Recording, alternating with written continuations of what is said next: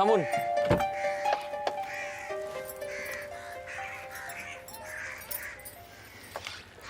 আসুন এদিকে। আসুন মানে? আমাদের জার্নি কি শেষ? এটা কোথায় এলাম? এটা বলা যেতে পারে দিকশূন্যপুর। আপনি আমাকে বিশ্বাস করেন তো? ভরসা করেন?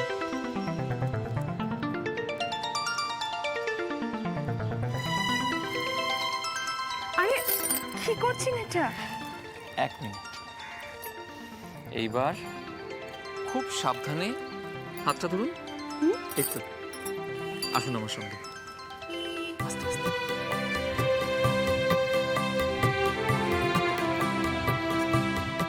সাবধান।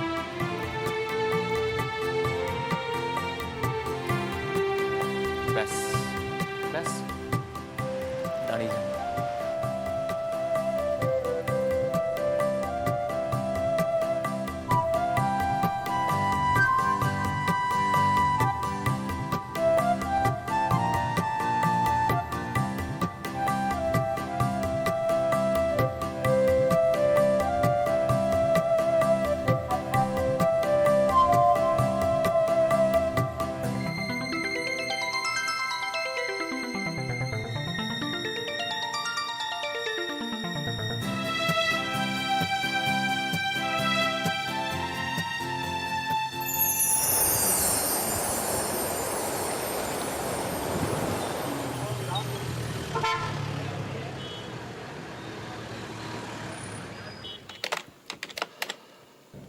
আমাদের ইলেকশন মেশিনারি কি রিপোর্ট দিচ্ছে চন্দন?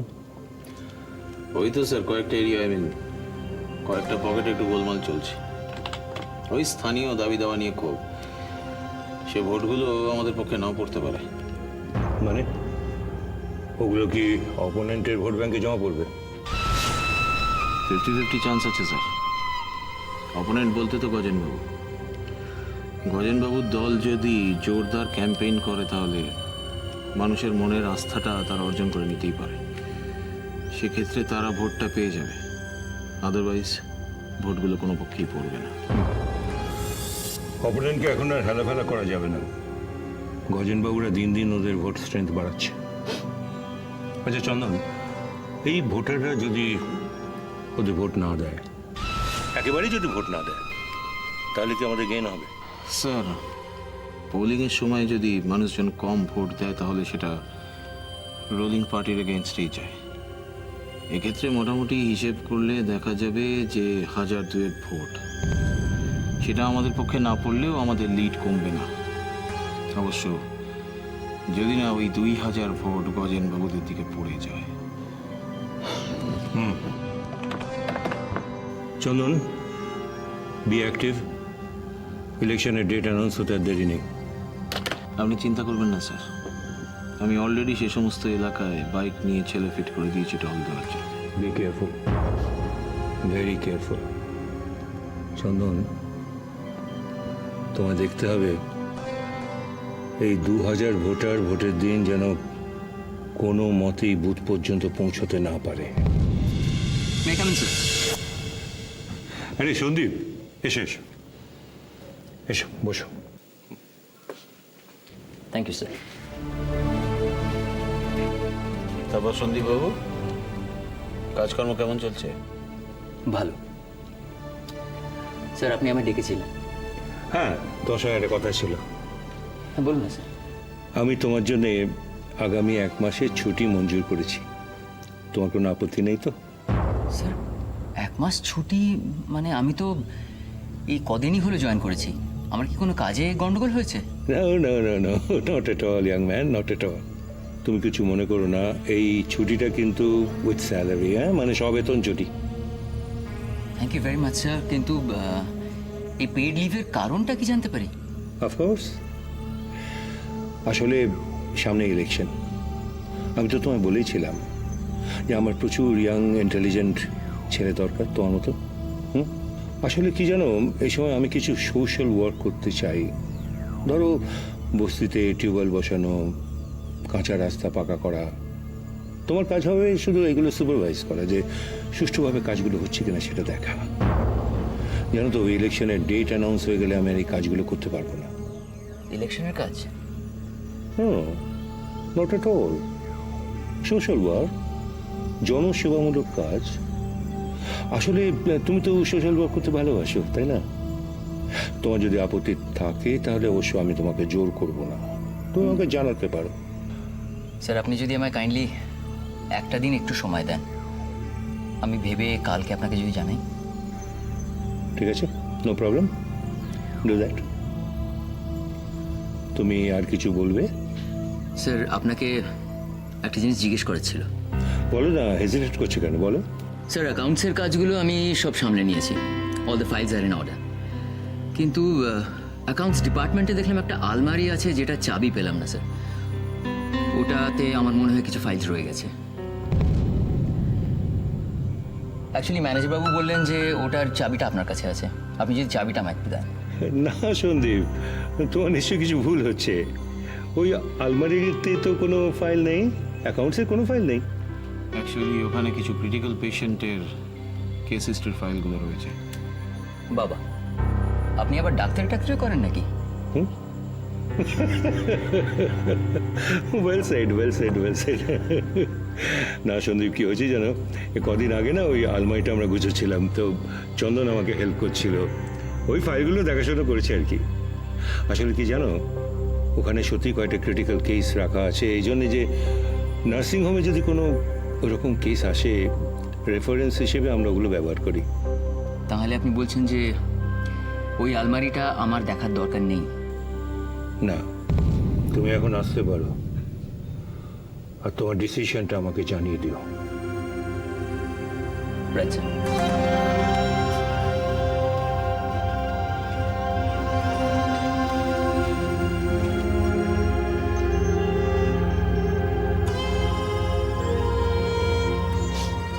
চন্দন, আমাদের এবার সাবধান হতে হবে। ডোন্ট ওয়ারি স্যার, আমি ম্যানেজ করে নেব।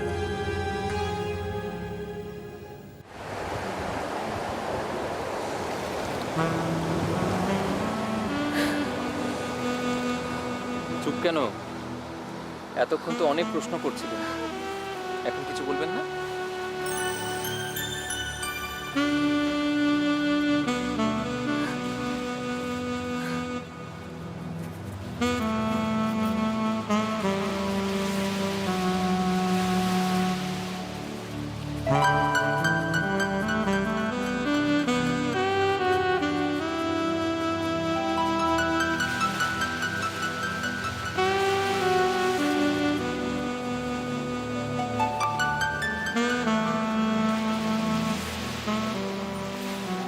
কি হলো?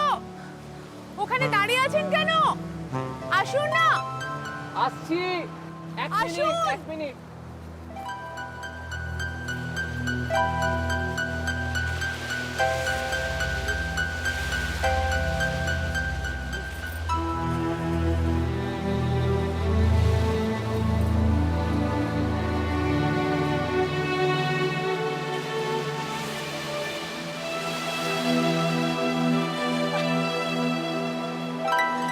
আপনি আমায় আগে বলেননি কেন যে আপনি সমুদ্রে নিয়ে আসছেন আমাকে? সারপ্রাইজ, সারপ্রাইজ দিলাম। আগে বলে দিলে তো আপনার এই খুশিটা দেখতে পেতাম না। আমাকে দেখে খুব অবাক লাগছে না? হ্যাঁ, তা তো একটু লাগছেই, কারণ আপনি সবসময় এত গম্ভীর থাকেন, ভীষণ দিদিমণি টাইপ। মোটেই না। মোটেই হ্যাঁ। আসলে এত দিন পর এত কাছ থেকে হঠাৎ করে এরকম ভাবে সমুদ্রকে পেয়ে না, না আমি যে কি খুশি আমি আপনাকে বলে বোঝাতে পারবো না। খুশির বাঁধন সবসময় খুলে রাখবেন, বুঝলেন? আপনাকে অনেক ধন্যবাদ আমাকে এখানে নিয়ে আসার জন্য। কিন্তু একটা কথা আমি কিছুতেই বুঝতে পারছি না, আপনি হঠাৎ এত দূরে নিয়ে এলেন কেন আমাকে? একটা কথা আপনাকে বলবো বলে। একটা কথা বলবেন বলে এত দূরে এখানে নিয়ে এলেন? হ্যাঁ অপর্ণা, এই কথাটা কলকাতার ভিড়ে বলা যেত না। কি এমন কথা?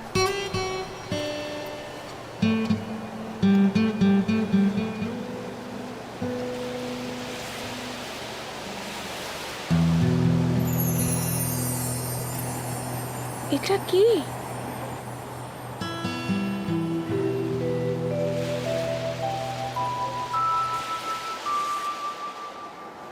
এটা আমার স্বপ্ন, আমার ইচ্ছে, আমার ভালোবাসা।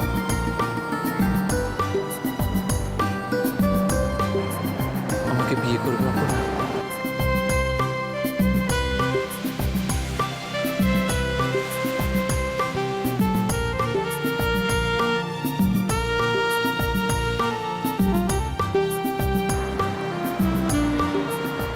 আমার তোমাকে খুব ভালো লাগে।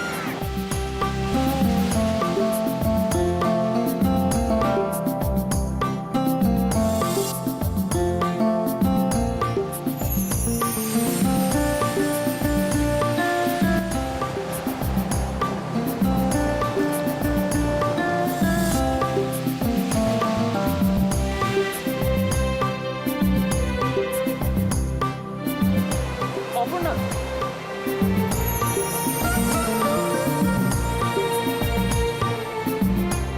তুমি এভাবে ফিরে যেতে পারো না। আমি জানি, আমি জানি তুমি ইচ্ছে করলেই হারিয়ে যেতে পারো। তুমি যদি হাওয়ার মধ্যে হারিয়ে যাও, তাহলে এইভাবে তোমাকে ধরে রাখবো। তুমি যদি জলের মধ্যে হারিয়ে যাও,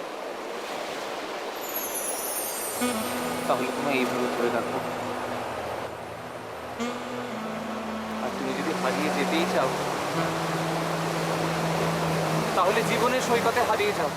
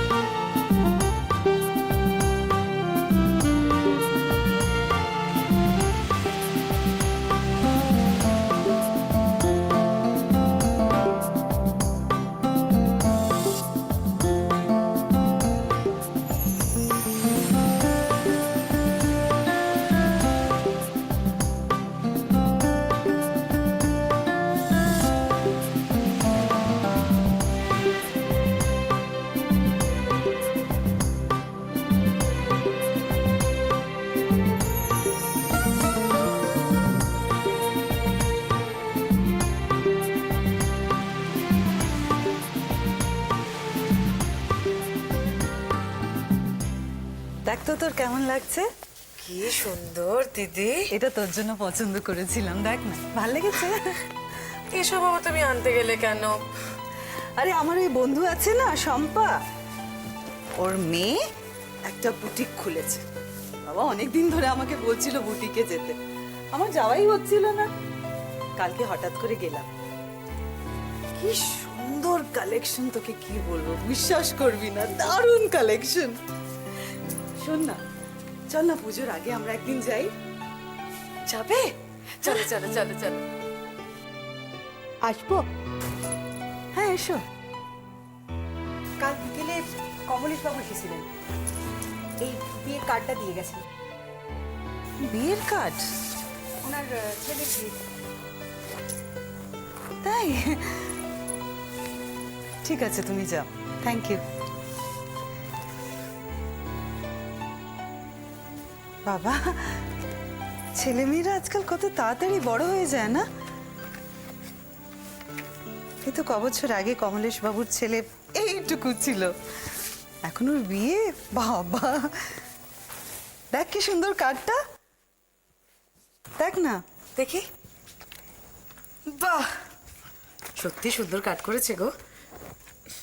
আচ্ছা দিদি, মাসে 5 থেকে 6 বার আমরা ধরো অন্য লোকের বাড়িতে নেমন্তন্ন খেতে যাই কি না? আমাদের বাড়িতে কে আসে? সব থেকে বড় কথা, কতদিনে বাড়িতে একটা জমজমাট বিয়ে হয়নি বলো? আমাদের বাড়িতে আবার কার বিয়ে হবে? কেন? তোমার বড় ছেলের? সৈকতের বিয়ে? কেন, সৈকতের বিয়ের বয়স হয়নি বুঝি? কি যে বলিস তুই! সৈকত কি বা এমন রোজগার করে, কোন বর্ষায় ওর বিয়ে দেবো বল?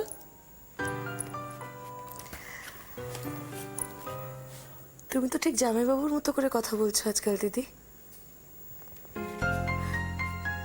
সৈকত যাই রোজগার করুক, সেটা তোমাদের জন্য যতটাই সামান্য হোক, ওর সংসার চালানোর জন্য কিন্তু সেটা যথেষ্ট দিদি। ঠিক আছে, আমি জামাইবাবুর সঙ্গে কথা বলে দেখি। তাড়াতাড়ি বলো কিন্তু দিদি। তুমি ভাবতে পারছো না, ভাবতে পারছো না দিদি, কি সুন্দর করে আমরা সৈকতের বিয়েটা দেব, তুমি দেখো। কিন্তু বিয়ের জন্য তো একটা পাত্রী দরকার। সেটা আমরা দেখবো। ওর জন্য একটা সুন্দর ভালো মেয়ে দেখে আমরা ওর বিয়ে দেবো, তুমি কোনো চিন্তা করো না। অবশ্য তার আগে ওকে রাজিটা করাতে হবে। বাবা, ওসব ব্যাপারে আমি কথা বলতে পারবো না। তুই কথা বলে দেখ না। বলবো? হ্যাঁ, ডান। আমি সৈকতের সঙ্গে কথা বলে ওকে রাজি করবো, তুমি চিন্তা করো না। তুমি ভাবতে পারছো না দিদি, কতদিন বাদে এই বাড়িতে একটা জমজমাট বিয়ে হতে চলেছে। ধরো লালা।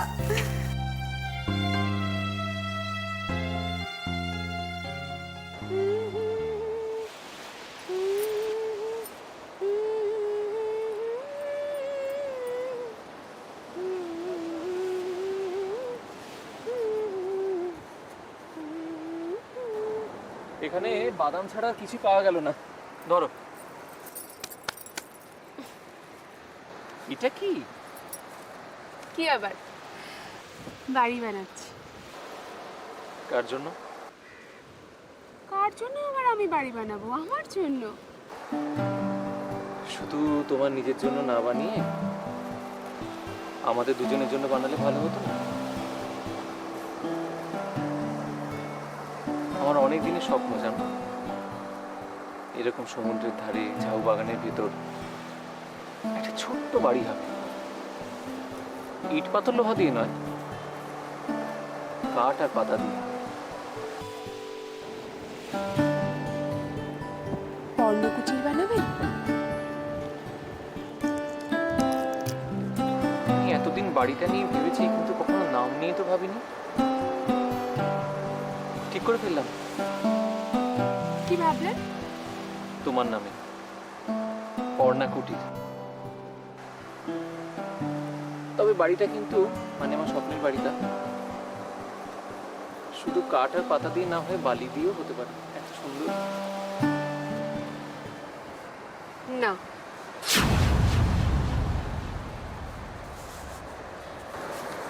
বালির তৈরি বাড়ি তো খুব ক্ষণস্থায়ী হয়, যে কোনো মুহূর্তে দুম করে ভেঙে যায়।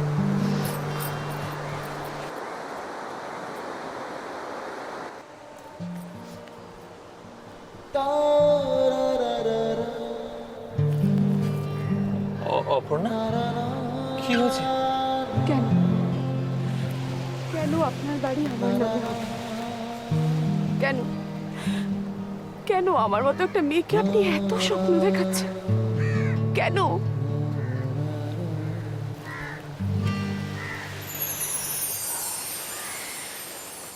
তার কারণ আমি। কি আপনি? হ্যাঁ বলুন, আপনি কি? আমি